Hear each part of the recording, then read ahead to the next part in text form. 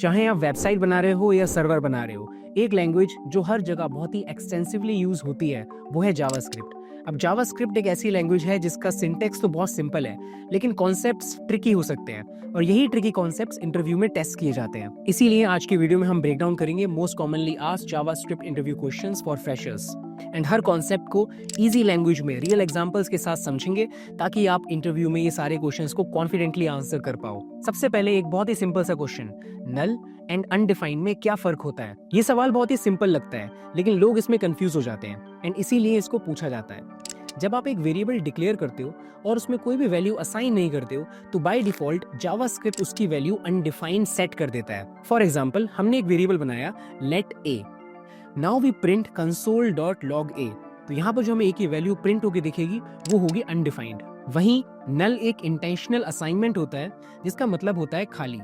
मतलब मान लो आप कह रहे हो कि अभी यहाँ पर कुछ नहीं है लेकिन ये जगह रिजर्व्ड है। इसका भी एक एग्जांपल देखते हैं, let b equal to null, यहाँ पर हमने b में नल असाइन कर दिया।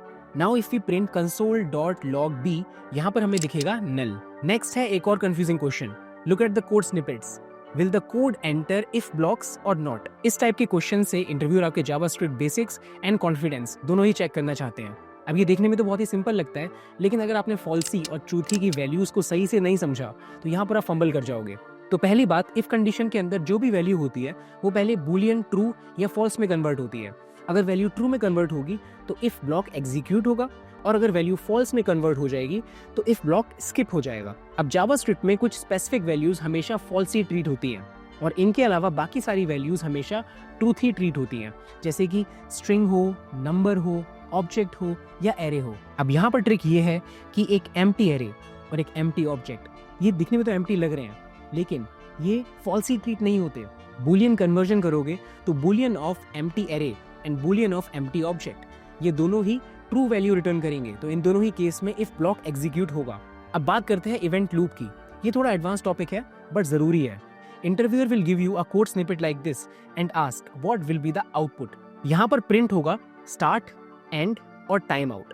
अब आप लोग सोच रहे होंगे सेट टाइम आउट तो 0 मिलीसेकंड्स पे लिखा है, फिर ये लास्ट में क्यों प्रिंट हुआ? बिकॉज जावास्क्रिप्ट सिंगल थ्रेडेड है। जब कोड रन होता है तो वो पहले कॉल स्टैक में सिंक्रोनस कोड एग्जीक्यूट करता है। Set time out is an asynchronous function, यानी time out function will not pause the execution of other functions in the function call stack. सबसे पहले लाइन नंबर 1 चलेगी, लाइन नंबर 2 में browser को बोल दिया जाएगा कि ये एक एसिंक्रोनस टास्क है, इसको बाद में करना। देन लाइन नंबर 3 चलेगी। जब फंक्शन कॉल स्टैक एम्प्टी हो जाती है तब जाके set time out function call back Q से फंक्शन कॉल स्टैक में जाता है एंड तब जाके टाइम आउट प्रिंट होता है। इस कॉन्सेप्ट में आपको call stack, call back Q and event loop के इंटरेक्शन का बेसिक आइडिया जरूर होना चाहिए। Another important question, rest and spread operator एक ही सिंटेक्स यूज करते हैं, तो उसमें डिफरेंस क्या है? ये क्वेश्चन इंटरव्यूअर्स इसलिए पूछते हैं क्योंकि दोनों का ही सिंटेक्स बिल्कुल आइडेंटिकल है, लेकिन काम दोनों ऑपोजिट डायरेक्शन में करते हैं। और अगर आपने सरफेस लेवल पे पढ़ा है तो यहाँ पर आप इजीली कंफ्यूज हो सकते हैं। स्प्रेड डेटा को फैलाता है और रेस्ट डेटा को इकट्ठा करता है।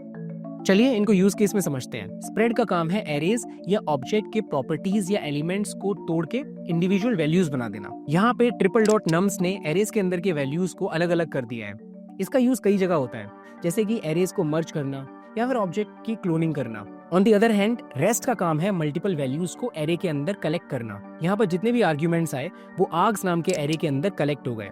यहाँ पर आप लूप, रिड्यूस, फिल्टर सब कुछ लगा सकते हो। Next question, what is optional chaining and इसका यूज कहाँ करते हैं? ऑप्शनल चेनिंग क्वेश्चन मार्क और डॉट से रिप्रेजेंट होता है और ये एक लाइफ सेवर है जब आप डीप नेस्टेड ऑब्जेक्ट प्रॉपर्टीज को एक्सेस कर रहे हो। नॉर्मली अगर बीच का कोई प्रॉपर्टी अनडिफाइंड हो तो जावास्क्रिप्ट एरर थ्रो कर देता है, can not read properties of undefined.